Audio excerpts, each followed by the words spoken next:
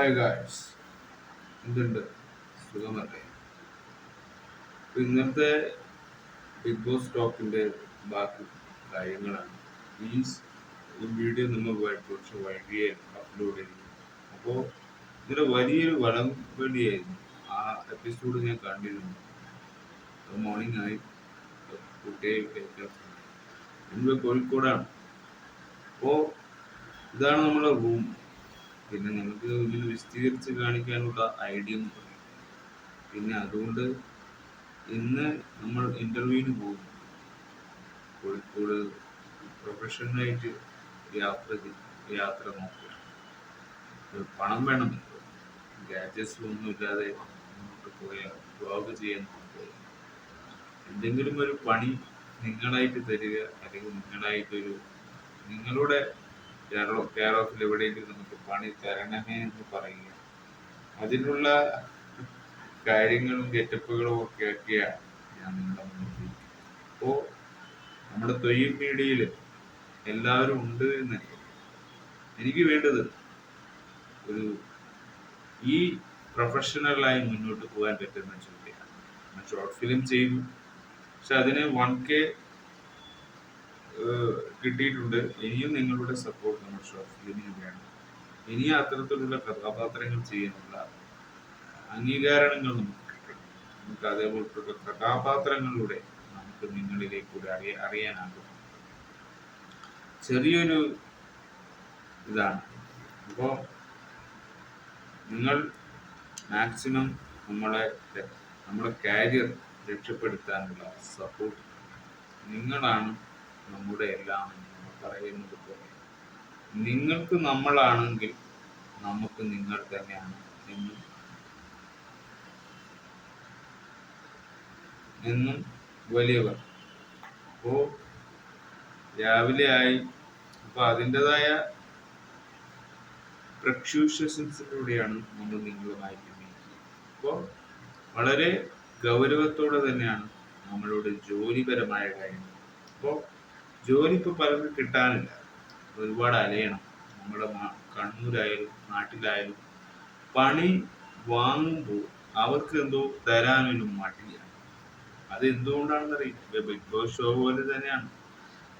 എന്തെങ്കിലും നന്മ മരങ്ങളുണ്ട്, അതിൻ്റെ ഒരു പ്രശ്നങ്ങൾ ഈ ലോകത്ത് തരാൻ കഴിയില്ല, കിട്ടാൻ പറ്റില്ല. അപ്പോൾ ഇന്ന് ഞാൻ കോഴിക്കോട് ലോക്കായി പോയി എന്ന് തന്നെ പറയും. ഞാൻ വയനാട് പോകേണ്ട ആളായിരുന്നു.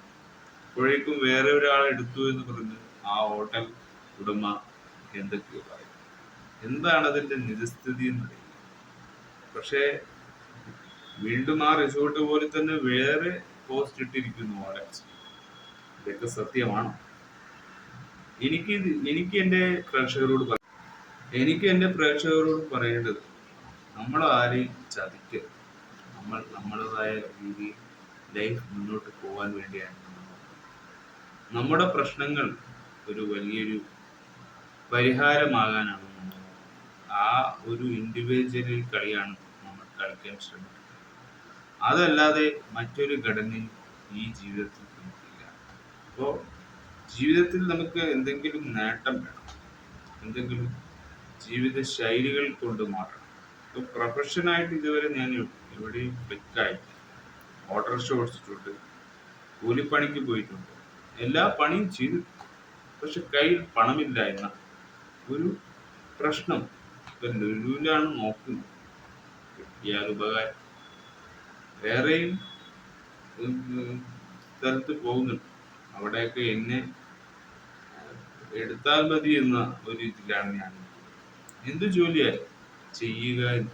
ബിഗ് ബോസിലായാലും കണ്ടന്റ് കിട്ടുമ്പോൾ അത് അതിൻ്റെതായ രീതി ആ മത്സരാർത്ഥികൾ നിൽക്കുക എന്നതാണ് എൻ്റെ ഒരു പ്രതീക്ഷ. അതുകൊണ്ട് എൻ്റെ ജീവിതം പോലെ ആയത് അവരുടെ ജീവിതം. എവിടെയെങ്കിലും എത്തിപ്പെടാൻ വേണ്ടി, എന്തെങ്കിലും റീച്ച് കിട്ടാൻ, എവിടെയെങ്കിലും എത്തിപ്പെടുക, ഫെയിം കിട്ടുക എന്ന് തന്നെയാണ്. അതുകൊണ്ട് വളരെ സ്പേസ് കുറവാണ് നമ്മുടെ ഫോണിൽ, സ്റ്റോറേജ് കുറവാണ്. അതുകൊണ്ട് കുറെ കാര്യങ്ങൾ നേരിട്ട് എനിക്ക് പറയാൻ കഴിയില്ല. അതുകൊണ്ട് കുറെ കാര്യങ്ങൾ നമുക്ക് മാറ്റി വെച്ചുകൊണ്ട് പിന്നീട് നമ്മുടെ നാട്ടിൽ വന്ന് നമുക്ക് പൂർണ്ണമായും ഡിസ്കസ് ചെയ്യാം. അപ്പോൾ കാര്യങ്ങൾ അങ്ങനെയാണ്. വടംവലിയിലൂടെ അവസാനം തർക്കമായി, അനിമോൾ തോറ്റു.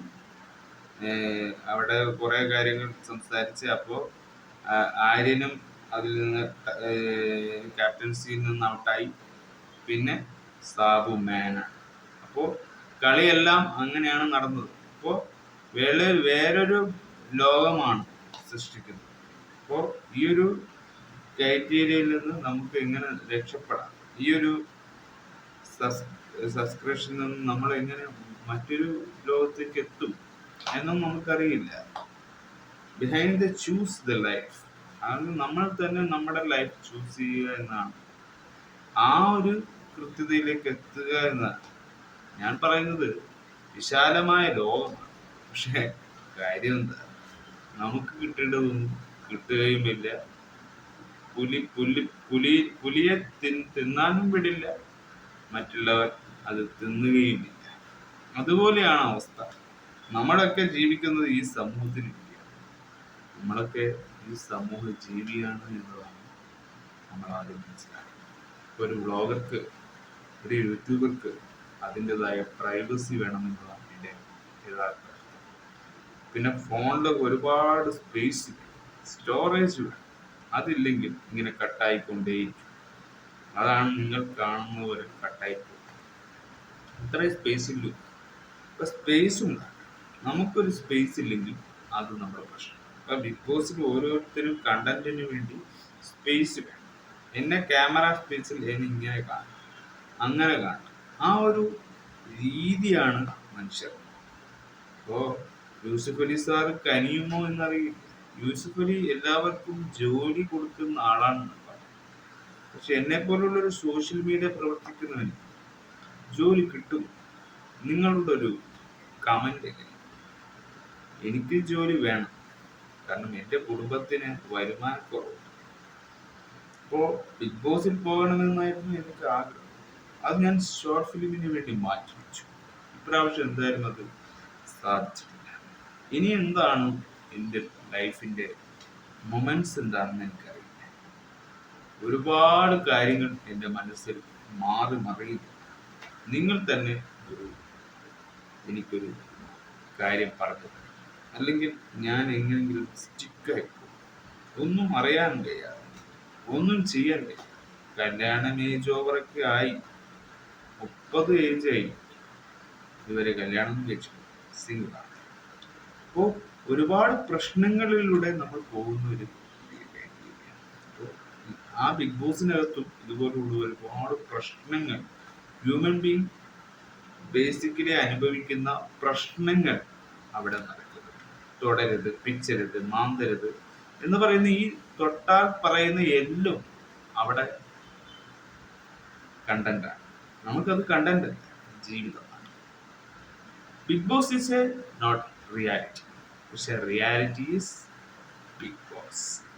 ബിഗ് ബോസിൽ കാണിക്കുന്നതെല്ലാം റിയാലിറ്റിയിലുള്ളതാണ്. പക്ഷെ ബിഗ് ബോസ് ഉള്ളത് അനുകരിച്ച് റിയാലിറ്റിയിൽ ചൂസ് ചെയ്യുന്നത് ചില കാര്യങ്ങൾ നമ്മുടെ ലൈഫിൽ പറ്റുന്നതല്ല തന്നെയാണ് ബിഗ് ബോസിലും നമ്മൾ അനുകരിക്കുന്നത് കാണുന്നത്. അത് അവരുടെ life pattern, not celebrity mode. അവർ ജീവിതത്തിൽ എങ്ങനെയാണോ ബിഹേവ് ചെയ്യുന്നത്, അത് തന്നെയാണ് ബിഗ് ബോസിൽ പോയാലും കണ്ടസ്റ്റൻസ് ബിഹേവ് ചെയ്യുന്നത്. അപ്പോൾ ഇതൊക്കെയാണ് ജീവിതം.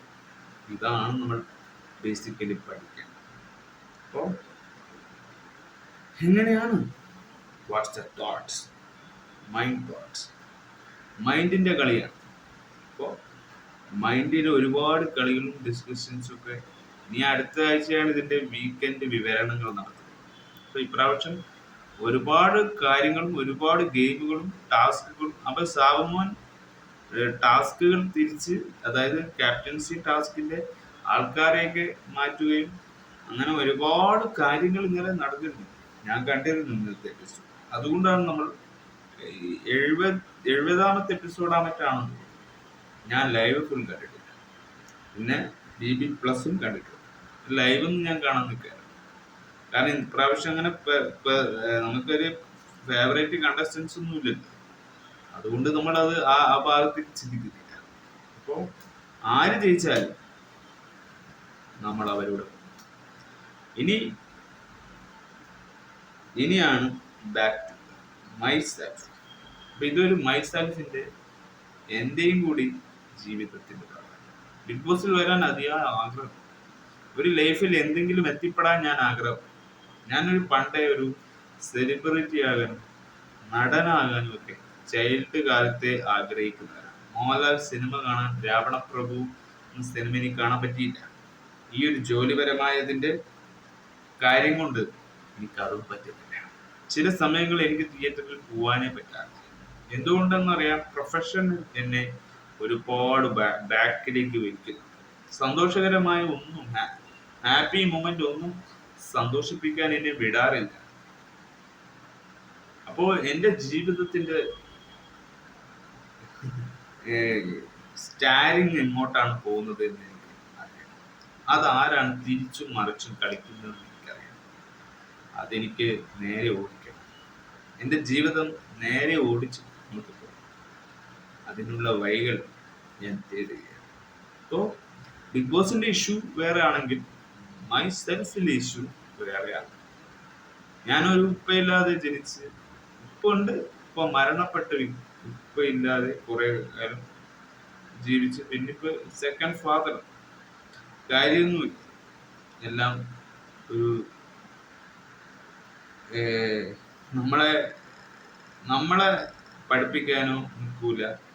അവരതായ കാര്യങ്ങൾ മാത്രം, അവരതായ ചിട്ടയിൽ ജീവിക്കണം എന്ന് പറയും. ഇവ ബിഗ് ബോസിൽ കാണിക്കുന്ന അനീഷിന്റെ ഒക്കെ ലൈഫിലെ ഓവർ ആക്ടിങ്, ഞാൻ നന്മ മരം, അങ്ങനെയുള്ള ജലസിയായ കാര്യങ്ങൾ ഇവർക്കുണ്ട്.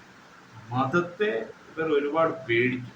പക്ഷെ പേടി മാത്രം, അതൊരു ജീവിതത്തിൽ കോൺസിക്വൻസസ്, നമുക്ക് ജീവിതത്തിൽ എങ്ങനെ ജീവിച്ച് പോകണമെന്ന് അറിയാതെ നിൽക്കുന്നൊരു കൺഫ്യൂഷൻസ് മൈൻഡിൽ. മതം എനിക്കിഷ്ടമാണ്, മതത്തിൽ തന്നെ ഇരുന്ന് പുഴുങ്ങാൻ എനിക്കിഷ്ടമില്ല. ഞങ്ങൾക്ക് എന്റർടൈൻമെന്റ് ലോകവും ഇഷ്ടമാണ്. പക്ഷെ എന്റർടൈൻമെന്റ് മുഴുവനുമായിട്ട് നമ്മൾ ബിഹേവിയർ എടുക്കുന്നില്ല. നമുക്ക് എന്റർടൈൻമെന്റും വേണം, ഇമോഷൻസും വേണം, ആക്ഷൻസും വേണം, ത്രില്ലറും വേണം, എല്ലാം വേണം. പക്ഷെ ഇതിലെല്ലാം ഒരു സമയവും ടൈമും ഉണ്ട്. അപ്പോൾ നമ്മൾ ടൈമിനനുസരിച്ച് നമ്മൾ സമയം മാറ്റിക്കൊണ്ടിരിക്കും. അതാണ് ലൈഫ്. അത് തന്നെയാണ് ബിഗ് ബോസ് ലൈഫ്. അപ്പോൾ ഇതൊക്കെ പറയാൻ മാത്രമാണ് ഇപ്പോൾ. നിങ്ങൾ നമ്മുടെ പണി കിട്ടാൻ, നമുക്കൊരു ജോലി കിട്ടാൻ നിങ്ങൾ എന്തെങ്കിലും ഒരു വഴി കണ്ടെത്തുന്നില്ല. കാരണം അത്രയും വളരെ ബുദ്ധിമുട്ടിയാണ്. ഒരു രൂപ പോലും എൻ്റെ കൈകളിൽ എടുക്കാൻ അങ്ങനെ ചിന്തിക്കുന്ന ഒരു വിഭാഗത്തിലാണ്. പാവപ്പെട്ടവർക്ക് എന്തെങ്കിലും കൊടുക്കണ്ടേ? അപ്പൊ ആ ഒരു അവസ്ഥയിലേക്ക് എത്തുന്ന നിസ്സഹായമായ അവസ്ഥ ഇതന്നെ അങ്ങനെ ഫ്ലാഷിലും വെച്ച് നിങ്ങളെ മുന്നിൽ സംസാരിക്കുന്നതാണ്. എന്നാലും ഉള്ളിൽ ഒരു സന്തോഷമില്ല. എന്നാലും നിങ്ങളുടെ മുമ്പിൽ ചിരിച്ചു കാണിക്കും. അതാണ് ഞാൻ എപ്പോഴും ചെയ്യാറ്. അത് മതി. അത് തന്നെയല്ലേ ജീവിതത്തോട് ചെയ്യാൻ പറ്റും. പല നാടുകൾ കാണുന്നു. എന്റെ വയനാട് കാണാമെന്നൊക്കെ കരുതി വയനാട് കാണാൻ പറ്റും. ഒരു ഡാർക്ക് മൂഡായിട്ട് വളരെ സന്തോഷത്തോടെയാണ് പണിക്ക് വേണ്ടി ഇറങ്ങിയത്. എന്താ ചെയ്യാൻ, കാണാനുള്ള സമയമായിട്ടില്ല. ഞാൻ വെയിറ്റ് ചെയ്തോളാം. മറ്റൊരു ജോലിക്ക് ശ്രമിച്ചോളാം. ഈ ജോലി ഏതായാലും എന്തെങ്കിലും കിട്ടട്ടെ, എന്നിട്ട് നമുക്ക് യാത്രകൾ, ട്രാവലിംഗ് ബ്ലോക്ക് അതെനിക്ക് നടക്കുന്നില്ല. ചിലപ്പോൾ പണി സെറ്റായാൽ നടക്കുന്നില്ല. ഞാൻ എന്തായാലും ഞാനതിന് ശ്രമിച്ചുകൊണ്ടേയിരിക്കും. നിങ്ങളും എൻ്റെ കൂടെ ഉണ്ടാവണം.